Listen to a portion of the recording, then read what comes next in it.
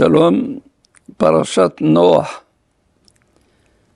Noah, à la fin de la parasha de Bereshit, on nous raconte que la naissance de Noah a apporté un certain apaisement, une certaine sérénité et une consolation pour les générations de ce temps.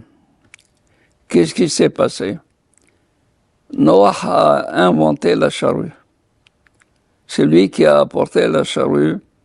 Et lorsque la charrue est apparue, les gens ont commencé à trouver plus de possibilités de travailler la terre et de la travailler facilement. C'est pour cela qu'il est dit « Zé yenahamenu » celui-ci va nous consoler de notre souffrance, de notre peine. Et c'est en même temps Noah, c'est lui qui va sauver la création de la disparition totale. Parce que le peuple, les générations se sont succédées depuis Adam Arishon jusqu'à l'époque de Noah. Et ils ont commencé à s'éloigner peu à peu de l'Éternel avec l'idolâtrie et surtout la rapine, surtout aussi la violence. Vatimmaleh Ares Hamas. La terre s'est remplie de violence. Et quand il y a la violence, ça veut dire qu'il n'y a plus de place à la possibilité de garder la société telle que, parce que la violence ne fait que dégrader les choses au point de complètement faire disparaître les êtres humains.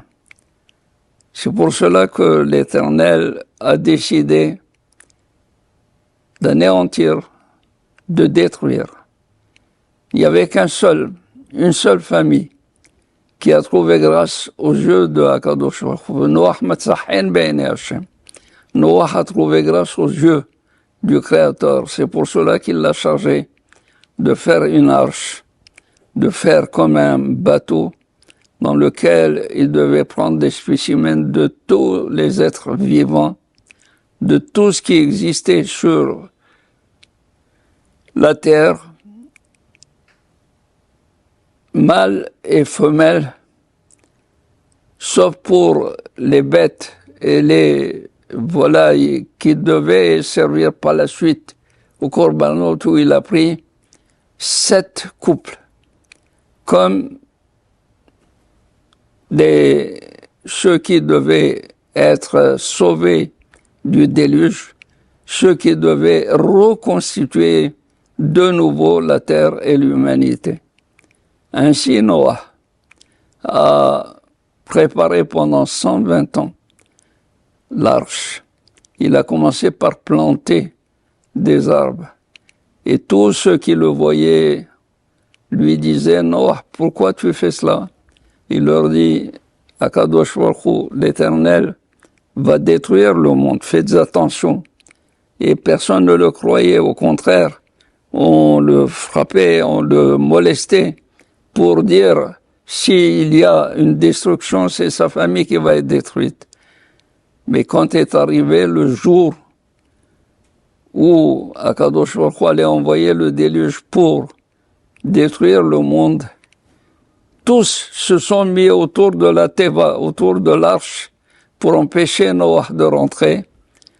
Mais Akadosh Baruch Hu n'a pas fait rentrer Noah et tous ceux qui devaient être avec lui dans la Teva. Il les a fait rentrer de jour et non pas de nuit, à l'insu des autres. Il leur a dit, moi je vais le faire au vu et au su de tout le monde, et que celui qui oserait s'opposer, qui n'a qu'à venir s'opposer. Une des rares fois, 3 fois dans l'histoire du judaïsme, il a été dit Be'etzem Hayom, au bien milieu du jour, en plein milieu du jour, en plein jour.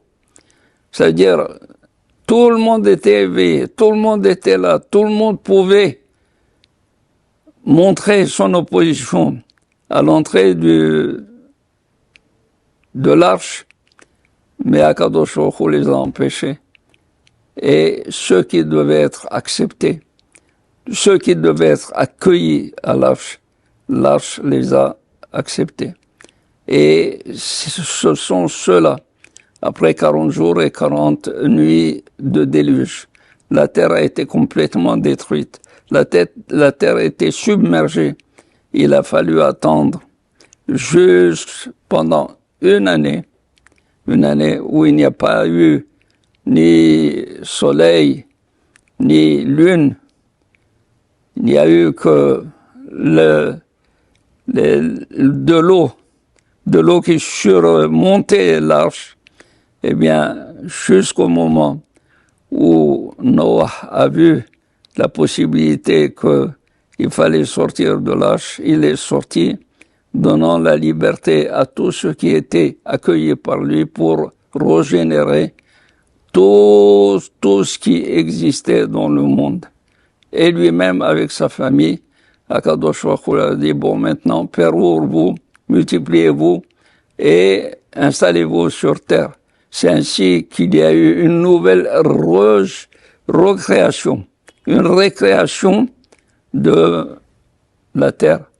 Après 1656 ans, le monde a été détruit, le monde a été régénéré par Noah. Voilà ce que la violence peut faire. Elle ne peut qu'amener la destruction, l'anéantissement du monde. C'est pourquoi Akadosh Baruch Hu demande, même si on pouvait, même si on devait fauter vis-à-vis de lui, il importe de garder de bonnes relations entre les êtres humains, parce que pour lui, quand les êtres humains s'aiment et s'accordent, il y a une possibilité à ce que le monde existe. Et voilà, Shabbat Shalom.